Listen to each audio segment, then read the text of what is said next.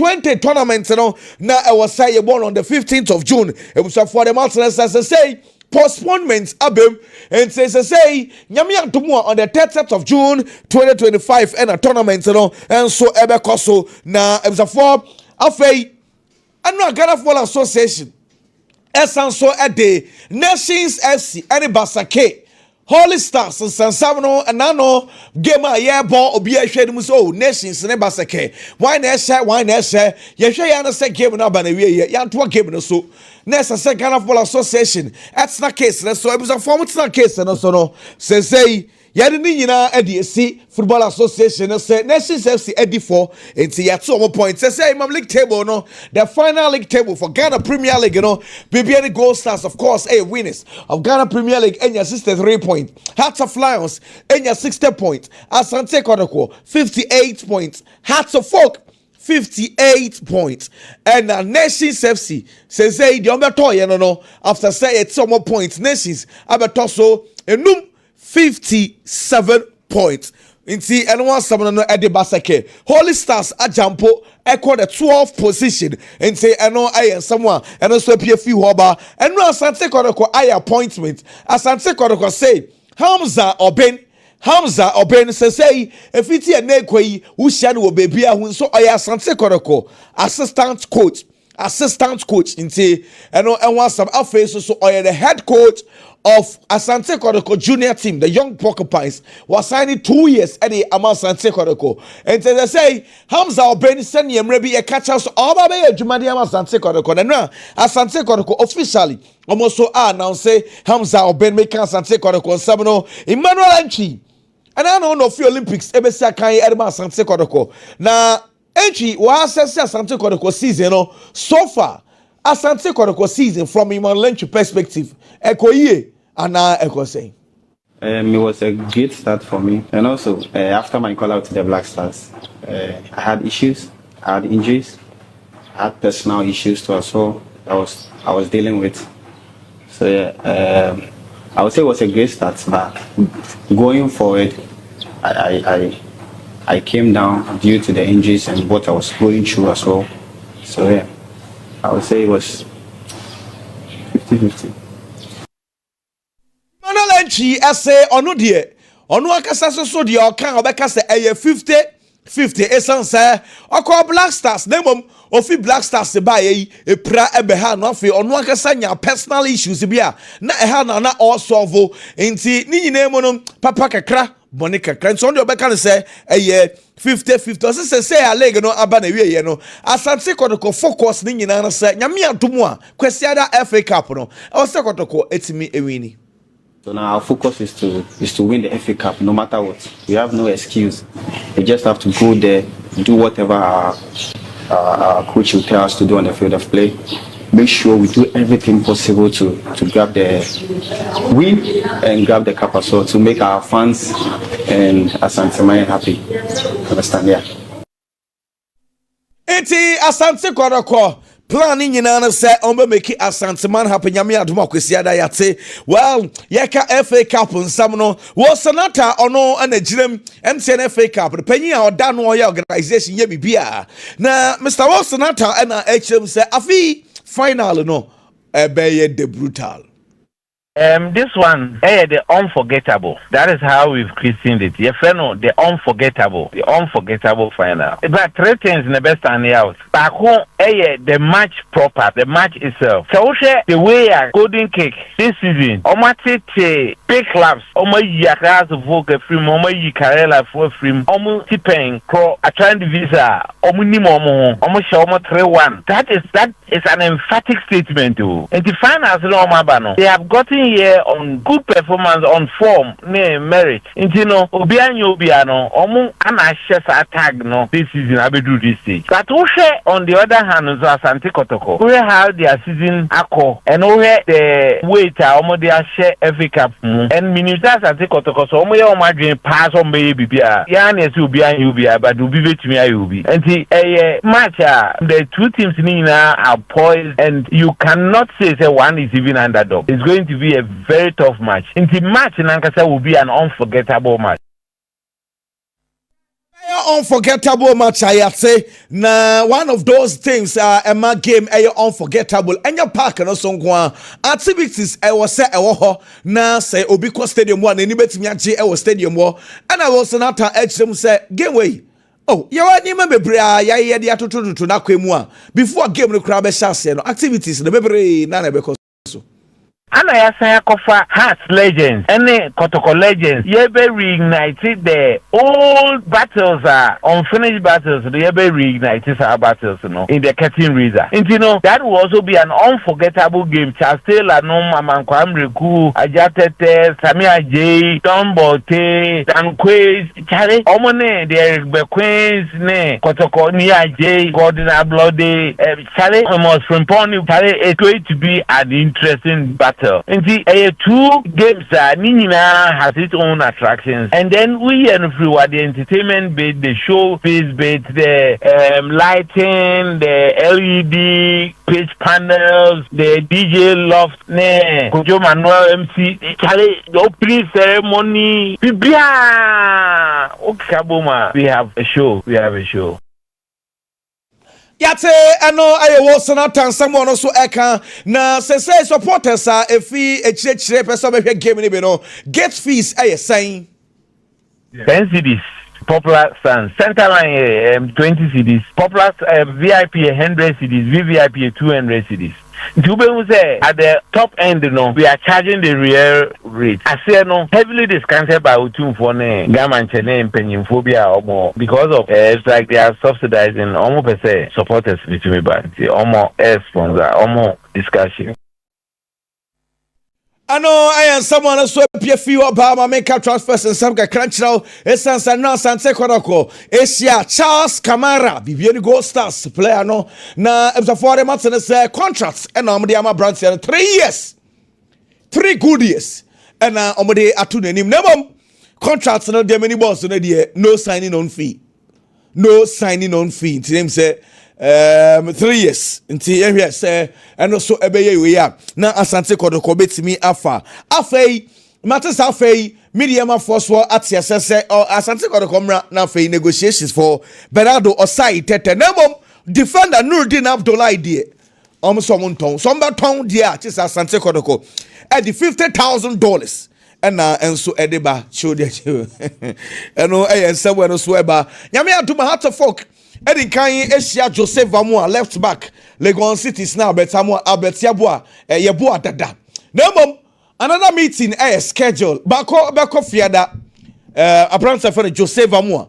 na Albert so Sanswa Kubina for after folk I so bet me finalize deal na no so eba nti yen continue with transfers no na de wo bia so no yemfa ema atiefo na young continue baby just Joseph Amwade no and so etimi ente na Joseph Amwade no me pacho near eba and say nyambo a omukoshia Friday no and so etimi area players no had to folk and so any players no so betimi assign a 3 years contract na just say had to folk e pese almost sign a Legon City's left backer yedin ede Joseph Amwa na ono besina kan edema tima ye fe ne say Accra to folk na no da a just say had to folk any tima ye fe ne say Samates eboy no o say that Joseph Amwa and so etimi e was stadium one na just say nezo abone cap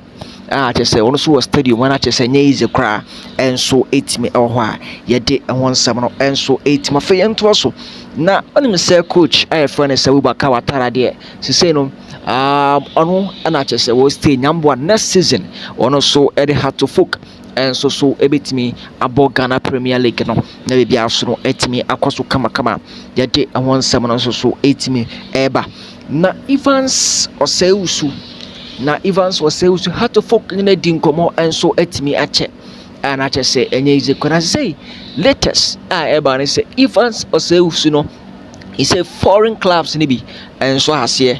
contact a player friend say Evans Oseusu na nearby say Evans Oseusu and so the management in consider say foreign offer no anye ye dia na just almost so etimi ashe hat of folk die no inti hat of folk die no enso so no abeye eye omo second choice anaasɛ ebia omo plan B ti hade so foreign offer no enso anye ye dia na kyesɛ no enso yɛ sɛ de no so betimi akoso Michael Ampadu sisi amana okasa ye dia Michael Ampadu enso enkatia sɛ wo free team a ye friend South of Okuma kyesɛ ono so etimi eko anyamboa next season Michael Ampadu no yehu no ewo team a ye friend sɛ eye Accra to Okuma biem na Michael Ampadu ekono onse me catch we say David upon afrane so no ono so be wuram ewo team a ye friend say Accra to folk no 2 years nie na obae no pra enso ekoso ana afi no ne performance no because of a planning no aseboro onya bi mo nti ye woni performance ni ye ewo team a ye friend say Accra to folk na ne ba ne say player friend say David upon afrane no say Chinabo say David upon afrane enso antimi antwa so amfama team e friend say Accra to folk e ma na nya wan wasanse medikan enso so atimi akachiro say David upon afrane be ye den say ono so betimi atwa so edama team a ye friend say Accra to folk ana afi player friend say Asamoah Boateng na Asamoah Boateng the only striker say ono anshe go e Ghana Premier League 2024-2025 season striker we no fans majority of the fans na so empe no because of say the performance of the team e friend say Accra to folk no na ne yakoso kra ne say no how to folk emu athem yi no ebi mu say omo hu ne say ankasa Asamoah Boateng enso ntimi stay na omo the following season enka ho ebi a season when niam anko yi amfama Asamoah Boateng the following season no ene abeko yi enso na ebi so hu ne say no Asamoah Boateng enye player was how to folk rely on him and I say omodo mani to no so enti was simply for hwene mu ya na che say omo so jana kwa mani free team a ye friend say Accra to folk enti Asamoah Boateng de no sisi akoye 50-50 so betena and also be free team a ye friend say Accra to folk enso so etimi akọ opanyina friend say Bubaka Watara enso a present the list no players omo beko any players o hia omo any players omo be stay enso so no ewo team e friend say Accra to folk new ones a we hear something for assign edemano no omo nyina so so no we de omo din enso etimi ekọ afei uwuram ewo ne e friend say center back e friend say Emmanuel Aban na Emmanuel Aban so no me pachaw how to folk ayine din komo amena ukase nkomo na duo chida kyese enya hise chida bi wote se Emmanuel Aban enso so awuram ewo team e friend say Accra to folk a emananya wanwa sanse se bi nkomo no enso atimi aduru no ya de akyese no so atimi aduru akiri pa akyese no so enya hise empanifo ni din komo ense ya na empanifo ni din komo ne mom sikasem no yana koye problem at the end of the day say bet this transfer windows ni the empanifo na ayo matchen say no said ye ni deal no tie bia no almost be hwese some the quality players no enso be wuram e wa team a ye friend say Accra to folk na player ba ko I friend say Francis Akwa enso a player the team e friend say Bechem United the contract ebe wu nyambo August this year na the contract no enso ebe wu e wa team a ye friend say Bechem United na me no ka say Asante Kotoko epe no sanso na how to folk enso epe no na ye ba say both teams no obi anso submit no offer enso da kopiem e player na so ache say nye easy kra enso etimi e wo ho na the yet say player friend say Francis Akano prefer Asante Kotoko to how to folk or prefer Asante Kotoko to how to folk enso say the enso esitia me de awon sam no so etimi eba na player friend say Zakaria Fuseni on say player ne de aka announcement 3 years contract and Zakaria Fuseni so sign e de amatima ye friend say Asante Kotoko Maso Krandu to out of folk Maso Krandu to out of folk he say niete and say team friend is Nations FC and so has here any Maso Krandu edin komo na no da che say nation ekobo om game a ene man koyi om last game no eno ama fans ni bi dwa pa say coach I friend say Kasim Menga o kanse no da bia odom kodu sera baje 12 na bibia kosi na o man team anje say de nkabe ya company for no enso intimi pamono na different coach mra no na yate se Masokradu ahye any team finish Nations FC4 enso so 18 komo Heart of Folk show interest ewo young apostles for goalkeeper I find say Zuka Masaudu omo show interest enso ewo ni mu ache se omo hwe ni mu nya ba akomie ni be enche negotiation no enso betimi astarte former Dreams FC and after Muna Sharks goalkeeper I find say power Lord Mate enso so no etima fry no ko piem ewo ne find say Saudi Arabia ho and a player no so sign deal a che say no contract na enche kra almost betimi a compete na bibia so no etimi akoso afei player find say Steven Amankuna enso side onim say Heart of Folk na Steven Amankuna kwakra Steven Amankuna ko sign a contract and amatimi find say Heart of Folk na ne ba no say Steven Amankuna no na no kwa de ko ba say mbrekum Chelsea for no che say Steven Amankuna enya foreign offer enya foreign contract and a beba say Ghanaian clubs bi ani ho amobeja Steven Amankuna ama Steven Amankuna enso so etimi akọ nti Steven Amankuna to team a ye friend say Accra to Folk no eno kwasi say no dia kwaye ne say mpanifo ni bi kwa na edwin so any foreign offer no go through a ne agai Steven Amankuna amana be piem ewani a ye friend say Accra to Folk eno krampo no majority na hu ne say no say Steven Amankuna foreign offer no krampo antimi go through a eni kum kwan say Steven Amankuna ko team a ye friend say Accra to Folk enti ano so ye said ye eno so 18 eko a che senti Steven Amankuna to be team a ye friend say Heart of Folk na be 10% me no ka say die sana no so esi etie afa wuram ewo ne ye friend say aduana FC so asese nieba ene say omo ye ready say omo be sign brekum Chelsea for goalkeeper ye friend say